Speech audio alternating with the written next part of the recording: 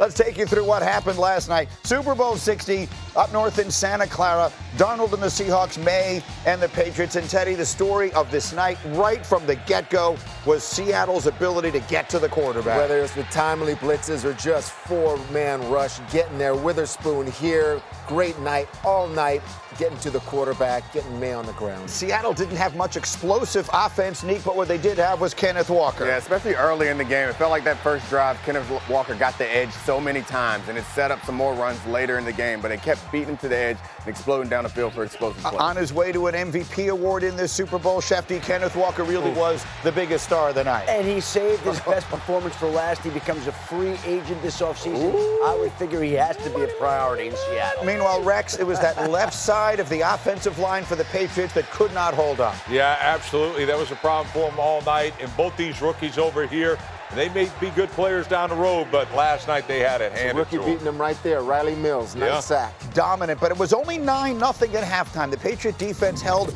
Seattle only to field goals, so they're still there if there's just one play to be made. Meanwhile, quiet night for Jackson Smith and Domonique, but he does make this one play here. It seems like Gonzalez had covered him well most of the game. Right there, he converts it, but he had a tough time with the injuries through the course of that game. Gonzalez had a few big plays in the game last night. Meanwhile, Walker, the biggest night of all, 135 rushing yards, again on his way to being named MVP. 12-0 is the score after the field goal, so they're right in the game, Rex, and then just that quickly, they're not. No, they're not. And the ball's out right here. They recover it, and that was it. Sometimes, what do we always say?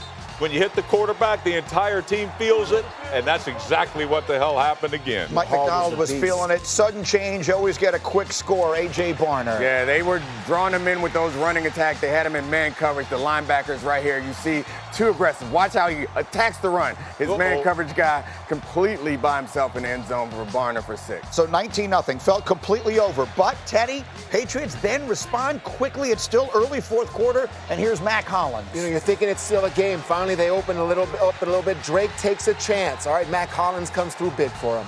And we were calling for Drake Maye all week long beyond last night to use his legs more. We didn't see a lot of this, but on a third down, Nick, he does pick it up with a scramble. Yeah, he steps up when they have that outside blitz and gets a good gain right there. We're feeling like maybe there's a chance they're going to tighten this thing up. And then on a 2nd and 3, when in a 2-score game early in the what is this throw? It felt like desperation, like premature desperation.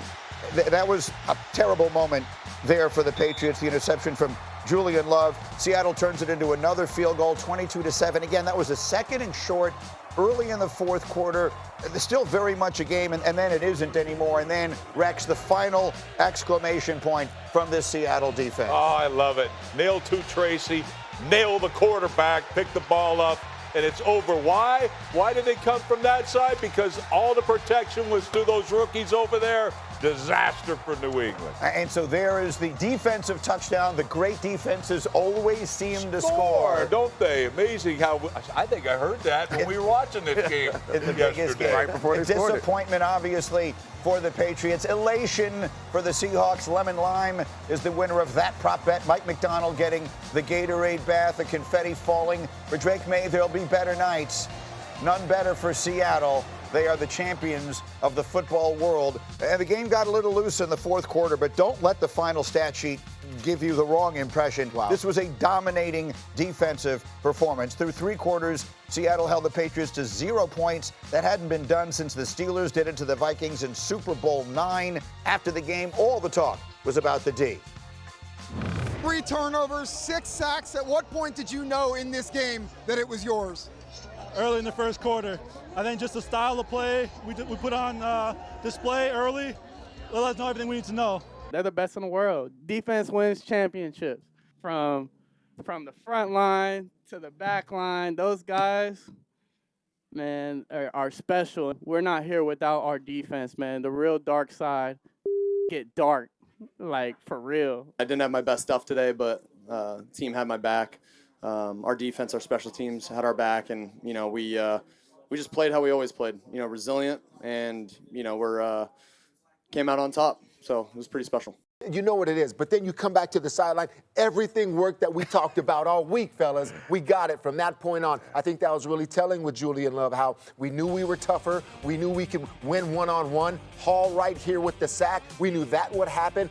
Those type of things, that's what he meant. What Coach McDonald was telling us throughout the course of a week, he was exactly right, and it worked. This defense, Rex, you have coached great defenses in your life. You've seen all the great defenses. They can tell. You can tell immediately in a game, we've got them right where we want them. There's nothing they can do to stop them. No, absolutely. You could sit there and play for a week out there, and you're going to win that game every single time. And when I see it right here, you're right. That defense looks very similar.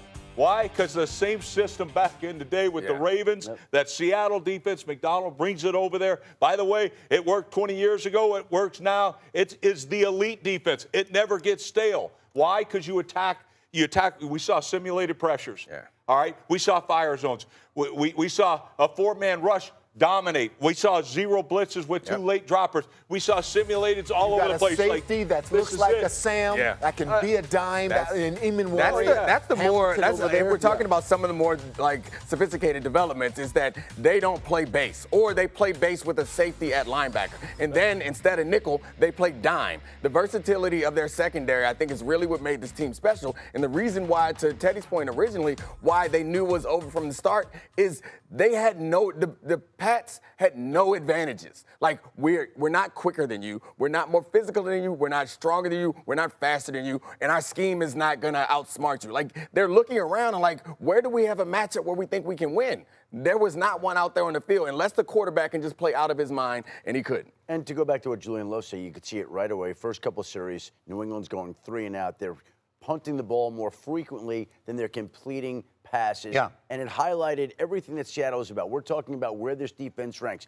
I don't know that it was quite as good as the Bears defense or the Ravens defense that won the Super Bowl. But we're talking about some of the great recent defenses, like the Denver Broncos, like the Legion of Boom. This defense is right up there. It's one of the great all-time defenses. 3 quarters of shutout football in the Super Bowl. So impressive by this defense. Absolutely. So, period, new paragraph. All the credit in the world to them. Mike McDonald, that defense, look, when you win a championship based on your defense, you get remembered for that, and they will be forever and deservedly so. That said, watching the game and really only rooting for a good game, I found myself frustrated, Tedy, and I will start with you because, I mean, you're a Patriot and all of that stuff. It did not look to me like the Patriots tried to change anything. Now, maybe my eye isn't sophisticated enough to see little adjustments they were making, and maybe you're going to tell me there was just nothing they could do, but it looked to me like they just kept getting in relatively similar formations, dropping back to pass and thinking, maybe this time we'll keep them off the quarterback, and every single time Drake Maye is getting destroyed. Yeah, I didn't particularly like the amount of drop back pass that there was. I was constantly saying, can we move Drake? Can we get him out of there? Because obviously from the beginning that blocking the 4-man front that they have, those guys in terms of Williams and Murphy, and those guys were having so much success. Will Campbell had his struggles, Rex. Yeah, no, he sure did. And that's been a theme, right? There's all these things. Short arms is not the kid's fault. All right, it's not the kid's fault. I think he's going to be a hell of a center, Pro Bowl type center. But you don't put him at left tackle with short arms. And that was an issue. And I look at this. The only way they had a chance was to stay ahead of the sticks. Right. Because as soon as they got behind the sticks, that's when you saw McDonald bring it all, man. Simulated pressures, like all of those type of things, and attacking the protections. Like this coach, hey, this is rare. Right. You still got old school coach. He calls his own defenses, right? Yep. And the great thing is, he knows how to beat protections. Yeah. He's not running his head into the wall. Like, I love this game, and I love the fact that this defensive coach right here was absolutely outstanding, and it still matters. Coaching matters. It ain't just, hey, our front four, we're just going to lay back and let our front four win the game. To your point, Greeny, I think the things that's a little frustrating is it felt like through the course of all 4 of their playoff games, it felt like they were trying to hide their MVP-level quarterback, and they're playing against good defenses. So last night, one of the answers they had, and Tedy, you pointed out when we were watching, is they went to a 6-man line. They did a play action, got a huge chunk. They did it one time and never went back to it. Yeah, and it's like when this Seattle team mugs a lot, which means they bring up a bunch of people to the line in order to force you to commit. And what they didn't do was like spread them out, because you can't mug. You can't have linebackers in the A gap who have to somehow cover receivers who are way out. They just didn't try a bunch of stuff. It felt like this game, they were playing like the only way we can win this game is if their quarterback makes a mistake. We're not going to let our quarterback make that mistake. And it didn't work. Nick, the only thing I'll say about that is, like, if you want to spread them out, fine. You're going to put Will Campbell on an island against the Nick, because you know what we're going to do on defense, or what they're going to do on defense is going to show you as soon as you spread them out. Let's go back. We're going to play coverage, and we're going to let our front four eat you alive. But that's the point. Keep them on their toes. Like, it's going to take you until you get to the sideline to change that, or a couple of plays at least. I'm going to catch you one time and empty. I mean, do something, not keep lining up and doing what they were doing. I think this team was so prepared that I don't care what the hell they did, that they were so prepared. This guy is such an outstanding defensive coach. They tried to boot. They did a couple boots. That didn't work. Yeah, I think the one thing that prevented them from really putting their foot on the gas was the score. The score, okay, 3-0. They're the Patriot defense holding them to field goals, 3-0, 6-0. Okay, it's still one score, 9-0. Okay, we're still waiting for that play you're talking about. Come on, Sam. Run a punt back for something like Give that. it to us. Where's the mistake, Sam? Sam wouldn't do it. Sam knew the game he was into, played great. Sam didn't make that mistake yesterday. That's why it was great. And didn't make it all postseason. They were the first team ever to not commit a turnover in the playoffs. Wow. First Super Bowl champion, not to turn over the football once in the postseason. Yeah, the first game they thoroughly dominated San Francisco. Literally, the game is over when they run the opening kickback. Last night's game, their defense was just completely dominant. They only needed Darnold to play big in one of their playoff games, and he did. Incredible. He rose. And he came through, didn't he? Rose to the occasion against the Rams. That's what a complete team does. Their defense was there, and on the night where they needed their quarterback to play great, he did. That's why the Seahawks were the best team. That's why they're the champions of the world. Is there cause for concern about the Patriots coming out of this playoff run? I'm going to say this about Drake Maye. He was the runner-up for MVP. He was the second youngest quarterback ever to start a Super Bowl. He had a brilliant year, and for all we know, his shoulder was really bothering him last night. He played 4 great defenses in this postseason and really struggled. The Chargers, the Texans, the Broncos, and now the Seahawks. What are the right things to say about him coming out of this season? This is just the beginning. And last night does not even register for me when it comes to thinking about what New England accomplished this year. They were ahead of schedule. The reality was Seattle was exactly where they were supposed to be. New England was where they weren't supposed to be. This was a year where they established a foundation of we're back. Their young quarterback is going to be a superstar. He's going to be very near the top of the MVP list to start next season. They have to add some pieces on their offensive line, no doubt about it. But this is just the beginning. And if you've just watched Drake Maye over the last 2 weeks, 2 things have stood out. One, he looks like he's 15. Yeah. He's still a puppy. Yeah. So where he's just starting to hit his stride. 2, he is wired the exact right way for a franchise quarterback. They aren't going to go anywhere. New England's going to be in the story for the next decade. Yeah, I think he's been excellent so far this season. I'm a little concerned about what we've seen in the playoffs because it was his first chance, but I think you're right. Part of this is experience that most players at this level on a team with this ability, they aren't going to get because they aren't going to be fortunate enough to advance in 3 games, all of which their offense played well enough to lose. And I think you're right about him looking so young. Like, we see this with all the quarterbacks, especially when they come in the league. They look a little funny. They figure out their haircut. Then all of a sudden, they're a lot more sophisticated. He ain't even got the haircut figured out yet. He got no money yet for it. He ain't got the haircut figured out yet. Some money. Once he figures out the haircut, he's going to figure out the playoffs. Figure out his haircut. Eventually. It didn't take him that long. Here's the thing about the Patriots in general. They got more snaps out of rookies than any team that ever made the Super Bowl.